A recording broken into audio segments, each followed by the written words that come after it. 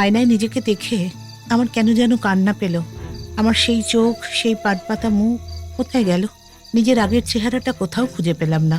অঝরে কাঁদছি তখন আমি। সে রাতেই আমার বোধোদয় হলো যেন এতদিন আমার বাবার চলে যাওয়ার শোক আমাকে আচ্ছন্ন করে রেখেছিল, অন্য কিছু ভাবতে দেয়নি আমায়। সেই রাতেই আমার শোক থেকে মুক্তি ঘটল। আমি আমার জীবনটাকে আবার দেখতে পেলাম, বুঝতে পারলাম। পরদিন সকালে উঠেই গাড়ি চালিয়ে বেরিয়ে পড়লাম লক্ষ্য পার্ক স্ট্রিট। পার্ক হোটেলে জিমে অ্যাডমিশন নিয়ে নিলাম।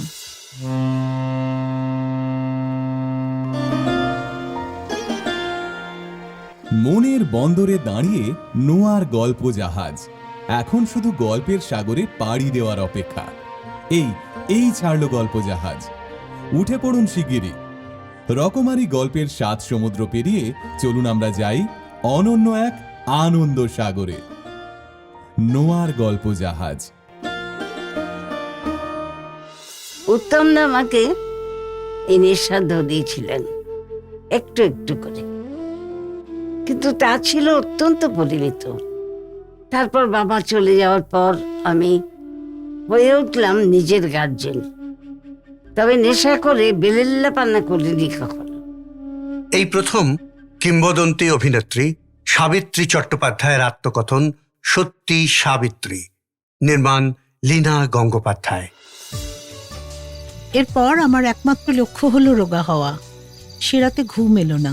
জামাইবাবুর কথা বারবার কানে বাজতে লাগলো।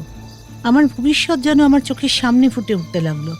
আধো ঘুম আধো জাগরণে ছেঁড়া ছেঁড়া স্বপ্ন দেখলাম। আমি এত মোটা হয়ে গিয়েছি যে দরজা দিয়ে বেরোতে পারছি না। চারপাশের লোক আমাকে দেখে হাসাহাসি করছে, কেউ আমাকে কাজে নিচ্ছে না। এক দরজা থেকে আরেক দরজায় ঘুরে বেড়াচ্ছি আর সকলেই দরজা দেখিয়ে দিচ্ছে, আবার সেই দরজা দিয়ে বেরোতেও পারছি না। স্বপ্ন দেখে ধর্মড় করে বিছানায় উঠে বসি। আয়নার সামনে দাঁড়াই, আমার সারা শরীরে ঘাম। ভয় পেয়ে গিয়েছি আমি, বিভৎস ভয়। এতদিন নিজেকে কেন ভালো করে তাকিয়ে দেখিনি কে জানে। আয়নায় নিজেকে দেখে আমার কেন যেন কান্না পেল। আমার সেই চোখ, সেই পাটপাতা মুখ কোথায় গেল? নিজের আগের চেহারাটা কোথাও খুঁজে পেলাম না। অঝরে কাঁদছি তখন আমি। এতদিন, প্রায় 1 বছরের ওপর আমি কোনো কাজ করিনি। কাজের প্রস্তাব এলে ফিরিয়ে দিয়েছি। তাই ইদানিং আর কেউ কাজ করতে ডাকেও না। সবাই হয়তো ধরেই নিয়েছেন আর আমি কাজ করব না, নাকি সবাই জেনে গিয়েছেন আমার বেঢপ চেহারার কথা, তাই আমাকে আজকাল আর কেউ কাজের কথা বলে না। জীবনের ভয় যেন আজ হঠাৎ তাড়া করছে আমাকে। আমার মনে হতে লাগলো আমি একেবারে বাতিলের দলে চলে গিয়েছি।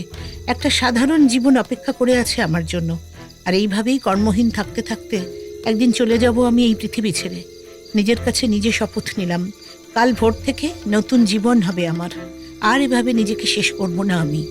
জমা টাকা তো একদিন শেষ হয়ে যাবে, আর আমার দায়িত্ব তো আমার পিছু ছাড়বে না কোনোদিনও। আমি একা হলে কি হবে? চারপাশে আমার বিশাল সংসারের সব দায়িত্ব আমারই। সে রাতেই আমার বোধোদয় হলো যেন এতদিন আমার বাবার চলে যাওয়ার শোক আমাকে আচ্ছন্ন করে রেখেছিল, অন্য কিছু ভাবতে দেয়নি আমায়। সেই রাতেই আমার শোক থেকে মুক্তি ঘটল। আমি আমার জীবনটাকে আবার দেখতে পেলাম, বুঝতে পারলাম। পরদিন সকালে উঠেই গাড়ি চালিয়ে বেরিয়ে পড়লাম লক্ষ্য পার্ক স্ট্রিট। পার্ক হোটেলে জিমে অ্যাডমিশন নিয়ে নিলাম। মাঝখানের এই 1টা বছর বাড়ি থেকে এক মুহূর্তের জন্য কোথাও বেরোইনি আমি। আমার গাড়ি গ্যারেজেই পড়ে থাকতো। ড্রাইভার মাঝে মাঝে গ্যারেজ থেকে গাড়ি বের করে ধোয়া মোছা করে তুলে রাখতো গ্যারেজেই। ভোরবেলা ঘুম থেকে উঠে আমার ঘরে চা দিতে এসে আরতিদি দেখলো আমি নেই নেই নেই নেই, কোথাও নেই। তখন তো আর মোবাইল ফোনের যুগ না যে 1 মিনিটে ফোন করে জেনে নেবে আমি কোথায়। নিচে গ্যারেজে গিয়ে দেখলো গাড়ি নেই। এবার সবাই খুব ভয় পেয়ে গেল। আমার চেনা জানা সব জায়গায় ফোন করে খবর নিতে লাগলো। না, কেউ আমার কোনো খবর দিতে পারলো না। বাড়িতে কান্নার রোল পড়ে গেল একেবারে। সকলেই জানতো, অনুমান করত আমি বাবার চলে যাওয়ার দুঃখটা সামলাতে পারিনি। ভেতরে ভেতরে খুব গভীর অবসাদ আছে আমার। এবার সবাই ভাবতে বসলো এই অবসাদে আমি নিজেকে শেষ করে দেওয়ার কথা ভাবছি। যদিও গাড়ি চালিয়ে পরিকল্পনা করে মরতে যাওয়াটা একটু বেশিই নাটকীয়। আমি কিন্তু প্রথম দিন অ্যাডমিশন নিয়েই সেশন শুরু করে দিলাম। প্রথম দিন 2 ঘন্টার ওপর জিম করলাম। অনেক দিন অভ্যেস নেই তো, তাই প্রথম দিন খুব কষ্ট হচ্ছিল। বারবার বসে পড়ছিলাম, হাঁপাচ্ছিলাম, কিন্তু ছেড়ে চলে আসেনি। একবার আমার পার্সোনাল ট্রেনারও বলেছিল, দিদি প্রথম দিন এতটা করবেন না, গা হাত পায়ে ব্যথা হবে। তখন কে কার কথা শোনে? আমার চোখে তো তখন আগের রাতের স্বপ্নের রেশ। এই 2 ঘন্টায় বাড়িতে তোলপাড় শুরু হয়ে গেল। সোনা জামাইবাবু থানায় যাবেন কিনা ভাবছেন, অথচ তিনিই যে এই ঘটনার মূল কাণ্ডারি, তার কথাতেই যে এত কিছু ঘটে গিয়েছে তা তিনি ভাবতেই পারেননি। আমি যখন গাড়ি চালিয়ে বাড়ি ফিরলাম তখন দূর থেকে দেখতে পেলাম আমার বাড়ির সামনে ছোটোখাটো একটা জটলা। আমার অনেক সহকর্মী, চেনা মানুষ, পাড়া প্রতিবেশীদের ভিড়। আমার দিদি হাপুস নয়নে কাঁদছে। জামাইবাবু প্যান্ট জামা পরে রেডি নিকটস্থ থানায় যাওয়ার জন্য। আমার গাড়ির শব্দে সবাই চমকে তাকালো, আর আমি গাড়ি থামাতে না থামাতেই সকলেই প্রায় হুমড়ি খেয়ে পড়লো আমার গাড়ির ওপর। আমি তো আর গাড়ি থেকে বেরোতেই পারছি না। কি ঘটেছে? আমার মনে ভয় ধরে গেল। বোধহয় মার কোনো দুঃসংবাদ আছে। আরতিদি মার কাছেই থাকতো। মাত্র 2 দিনের জন্য কলকাতায় এসেছে তার নিজের কোনো কাজে। আমি ভয়ে ভয়ে সকলের মুখের দিকে তাকাচ্ছি, কিন্তু জিজ্ঞেস করার সাহস পাচ্ছি না কি হয়েছে। জামাইবাবু চিৎকার করে উঠলেন, বললেন, নায়িকা হইছ বইলা কি হাতে চাঁদ পাইছ নাকি? কাউরে মানু না যে গেছিলা কই? 7 সকালে বাড়ির কাউরে না কইয়া কই গেছিলা? আমরা মানুষ না? আমগো চিন্তা হয় না? এবার কারণ বোঝা গেল, আমার জন্য চিন্তা। আমি তো এমনিতে রুটি খেতাম না। আমাদের বাড়িতে কেউই রুটি খেত না। আমরা দুবেলাই ভাত খেতাম। সকালবেলা ঘুম থেকে উঠেই আমার মা তাঁর রাজত্বে উনুনে ভাতের হাঁড়ি বসিয়ে দিতেন। ভাত আগে রান্না হয়ে যেত। আমরা ঘি আলু সেদ্ধ দিয়ে মেখে জলখাবারেও ভাতই খেতাম। পরবর্তী সময় এটাই রেওয়াজ হয়ে গিয়েছিল আমাদের বাড়িতে। আর আমি তো বিশেষ করে খুবই ভেতো বাঙাল, ভাত ছাড়া ভাবতেই পারতাম না। সেই আমি ভাত খাওয়া বন্ধ করলাম। প্রত্যেক দিন ভোরে উঠে 6-7 মাইল দৌড়তাম। আমি যখন বাড়ি থেকে বেরোতাম তখনও অন্ধকার থাকতো। বেলা হলে ভিড় হয়ে যাবে বলে এই শেষ রাতকে বেছে নিয়েছিলাম। আমি যখন দৌড়ে ফিরতাম তখন মোড়ের চায়ের দোকানটাও খুলতো। তার দোকানে উনুন জ্বালানোর কাজ শুরু হতো। নিজেকে কঠোর নিয়মের বেড়াজালে বেঁধে রেখেছিলাম আমি। ফ্রেশ হয়ে নিয়ে চিনি ছাড়া চা আর 2টো ক্রিম কাকার বিস্কুট মুখে দিয়ে স্নানে যেতাম। স্নানের পর হালকা ব্রেকফাস্ট, দুধ কর্নফ্লেক্স, তারপরে জিম যাওয়া।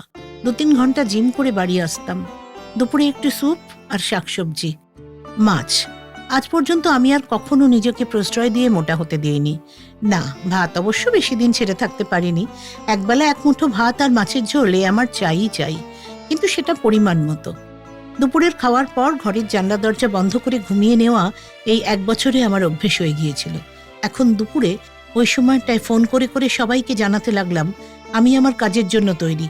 সন্ধ্যে 7টার মধ্যে ডিনার শেষ। ডিনার বলতে ওই একটু চিকেন স্টু। উত্তমদা আমাকে মদ ধরিয়েছিলেন, কিন্তু তা তখনও ছিল অত্যন্ত পরিমিত। বাবা বেঁচে থাকতে তো বাড়িতে মদের কথা ভাবতে পর্যন্ত পারেনি। বাবা চলে যাওয়ার পর যখন আমি প্রায় বাড়ির গার্জিয়ান হয়ে উঠলাম, তখন থেকে মদের বোতলের প্রবেশাধিকার ঘটল বাড়িতে, কিন্তু নির্দিষ্ট পেগ, আর প্রত্যেক দিন নয়। বাবা চলে যাওয়ার শোক আমায় দিয়ে এই একটা বদ অভ্যেস ধরিয়ে নিয়েছে। আমি মদ খাওয়াটা অভ্যেস করে ফেললাম। আর কথাও ঠিক, আমি মনের শাসনে চলি। মন যদি ভালো থাকে তাহলে আমি মদ ছুঁয়ে দেখিনি দিনের পর দিন, মাসের পর মাস। এমনও হয়েছে, কিন্তু একদিন যখন দেখলাম, বুঝতে শিখলাম, হাজার মানুষের ভিড়েও আমার চারপাশটা সত্যিই শূন্য, নিজের বলতে কেউ নেই, সেই দিন থেকে মদ আমার নিত্যসঙ্গী হয়ে উঠল।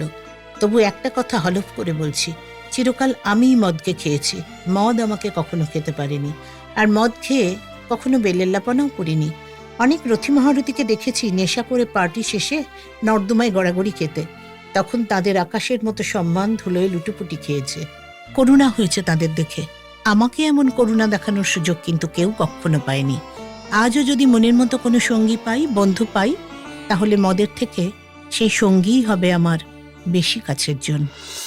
এরকম মজা না আরো অনেক কথা আপনাদের বলবো, শুনতে থাকুন। প্রতি সোম ও শুক্রবার সত্যি সাবিত্রী নোয়ার গল্প জাহাজে।